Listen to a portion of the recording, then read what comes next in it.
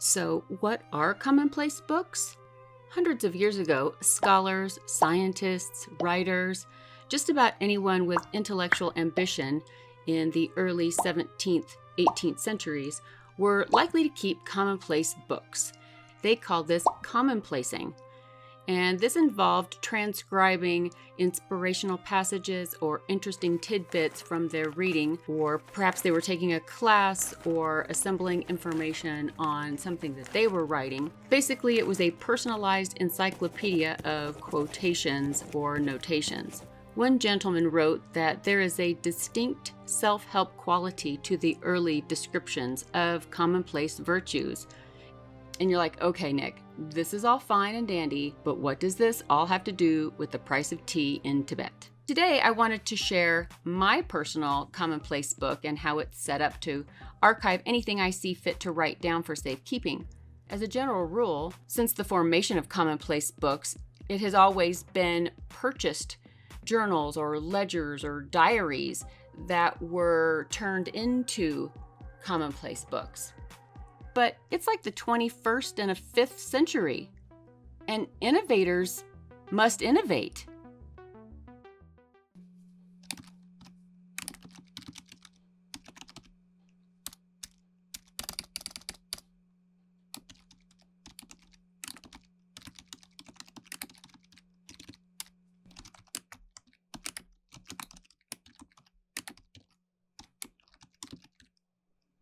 I decided to make my not-so-commonplace book a narrower, taller size, more like a traveler's notebook-esque size. And it's just a little easier sometimes to carry or to write in. But here is the cover. So it has the debossed, the not-so-commonplace book for the remarkably uncommon. And then the back. There is a book with a quill, and I put my name down at the bottom of that leather look image.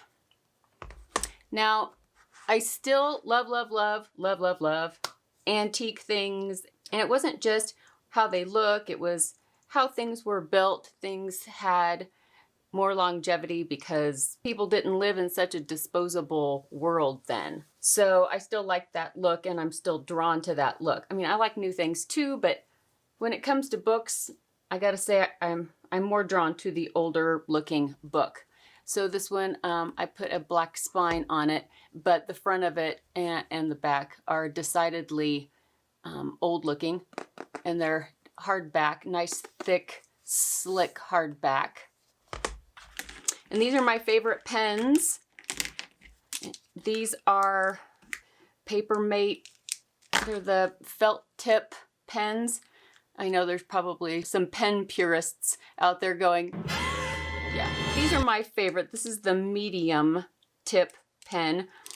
I don't like the real thin pens to write with, or pencils for that matter. It feels real scratchy, and I feel like I don't have enough control over the pen. But then I don't like a super wide felt tip either, because then I think that looks sloppy, or at least I write really sloppy with them. So I picked a happy medium right here in the middle. And of course I love color, so I got colors. Let's see, let's look on the inside. So what I have done in here is I have put a title page, and this is where I put my name, and I put, herein lies my compendium of written thought, and the date. And as far as that goes, I'm still considering on the date line if I want to do the date I started or the date range. I guess I could go ahead and put down the starting date, and then when I finish, if I want to put the ending date, then that would be a date range, wouldn't it? But then starting right away, there is a table of contents, and I have here page numbers. So as I'm going through the book and I'm writing things down, I will be able to note on the page number what it is I talked about so I can look back and find something easily if I need to. These were just a couple of extra little half note sheets that I put in the middle, but there are 1, 2, 3, 4, 5 pages of table of contents, and there's at least, I don't know, 2 dozen lines on each one, which is going to be more than plenty, so I can take up a lot of room. Now I put some little corner flourishes on the lined pages so that I can mark page numbers. I just think it looks cute, but I mean, it's totally not necessary. But you know me, and I still love random old papers. I like lined paper, but if I'm going to be writing in something, I like variety, and I like to be able to go through and see different textures and images. It just keeps my interest going, and it spurs more inspiration. This is going to be for a keepsake. So this isn't something I'm just going to be jotting down random notes as far as like something that you'd scratch on a Post-it note and then throw away later. This is going to be things that I want to keep and refer back to. So that can be anything. It can be anything. Maybe a super incredible recipe that you don't want to forget. Maybe it's a passage from a book, something that happened that day. It could be a type of a journal entry as far as like a daily journal entry. It could be if that is a notable thing.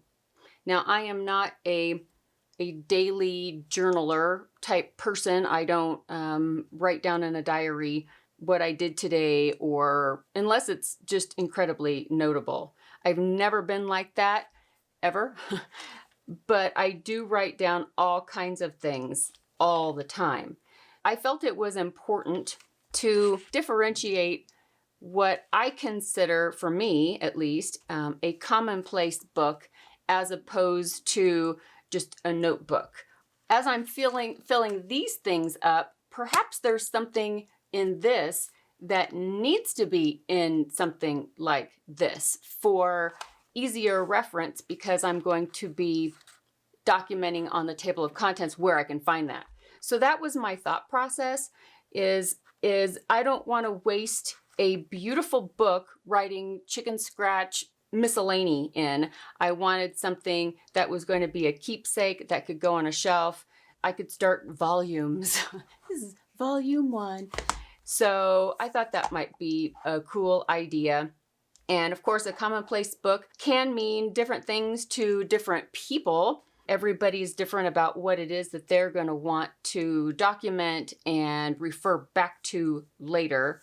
So as the examples that we looked at earlier, of course, these were hundreds of years ago, people were using them for taking notations in very important classes or writing down equations or philosophical thought. Some of them, it was literature. They were writing down passages of literature.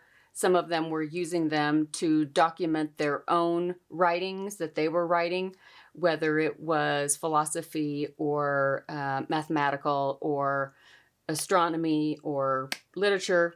That was their place where they wanted to keep it safe and sound, but there was a table of contents so that they could quickly find what they were looking for, as opposed to just a notebook with just everything everywhere. So that is my thought process today. Does that sound okay? And I thought I would start by just showing you a little bit of what the pages are. Some of them are just going to be little half pages. There will be some book pages in here. And granted, these are going to be harder to write on, but I'm the kind of person that I will make notation in the margins or in the middle, or I will circle words or something if it pertains to what I wanted to write down that day. And it's not like I'm going to be writing down things every day, because that's probably not going to happen, but that doesn't matter. It doesn't matter how often you write in it. It's just when something comes along that you want to note, something that you want to remember, then it should go somewhere special. Some of the pages are going to be just blank and not lined. So maybe it's a drawing or a sketch of something that I don't want to forget, something that I want to show somebody else later. But it's like a junk journal in the traditional sense that I am using different kinds of papers. This is adapted more to what I will be using this book for, and that will be writing. I will be writing things down. And it might take me a while to fill this up because there's a lot of pages in here. This book only has a 1-inch spine, and there is a lot of pages in here. I'm going to have to count and see how many there are. There's a lot. There's a ton. There's a page from a typewriting textbook. This is just a piece of handmade paper. And this is some old notebook. There's ledger. There's all kinds of things. So of course I'm going to be putting in things that are going to keep my interest, just because while nothing's better than opening up a brand new notebook with a fresh new piece of paper as your first page. I don't know, it's just better if you can go through and see all kinds of interesting things along the way. I don't know. Maybe you guys are the same way. Oh, you probably are. This is my not so commonplace book that I will begin today, and I'm going to write on the very first page, and I'm just going to start with black because I like black. This little corner flourish has room for all kinds of things. I'm just going to put a page number in there, and for now I'm going to do a few pages.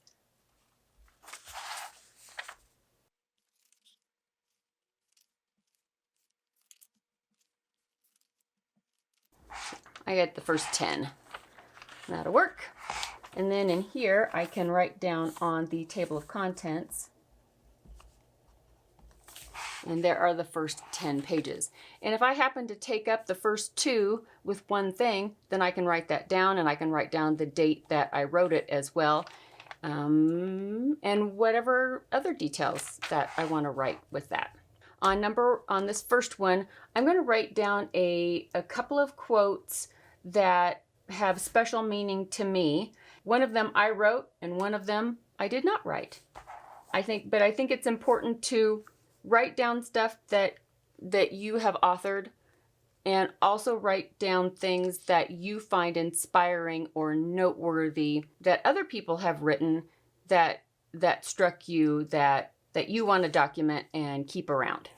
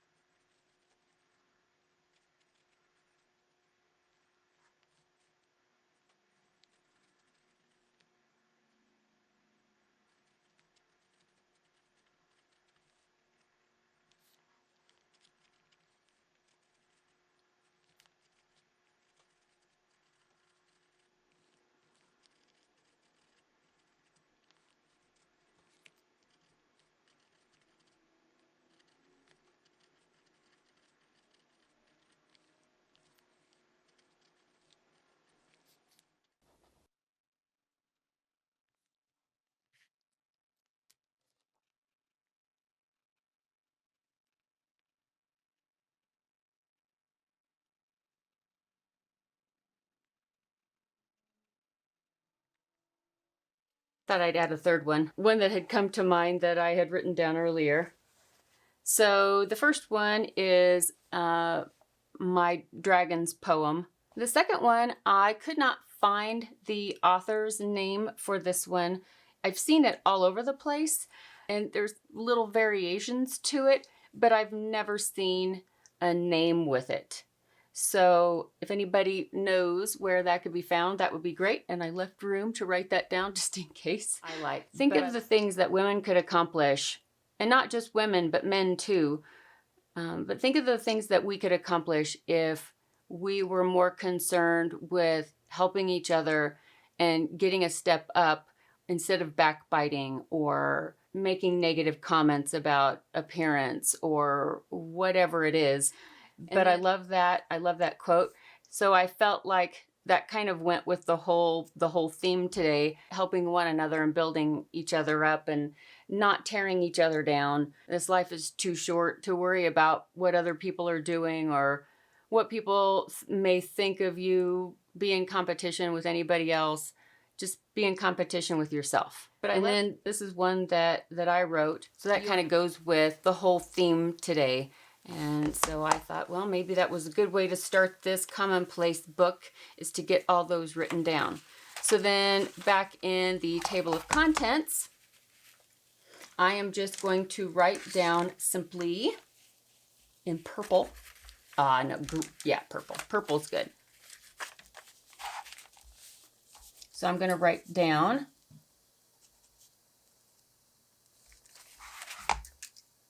okay. So in the table of contents, I just wrote down that I wrote the dragon poem and a couple of strong women quotes. So I know this isn't a traditional kind of journaling, but I think we need to bring commonplace writing back, and not just commonplace writing, but we're commonplace binding. So we're taking it to the next level and making our own books and not just buying one off the shelf to write in, because it's definitely a statement when you are creating your own book to write important things in for safekeeping, whether you're going to keep it yourself or you're going to pass it along to somebody else. Maybe somebody you know, maybe they need a commonplace book, so make them a book. Maybe you just want lined paper, or maybe you just want blank paper. Maybe you don't want tea stained, you just want plain white paper or some other color. Doesn't matter. That part doesn't matter. It's whatever appeals to you, whatever will help you along the way, whatever eye candy makes you happy. You go for it. All right, guys. Well, thank you so much for joining me today in the Not So Commonplace video and learning a little bit more about commonplace or not so commonplace, because none of you are common. That's for sure. We are going to be not so common, and we're going to be remarkably uncommon. How's that? All right, guys. I hope you're having a great weekend. And I will see you really, really soon in the next video. Bye, guys.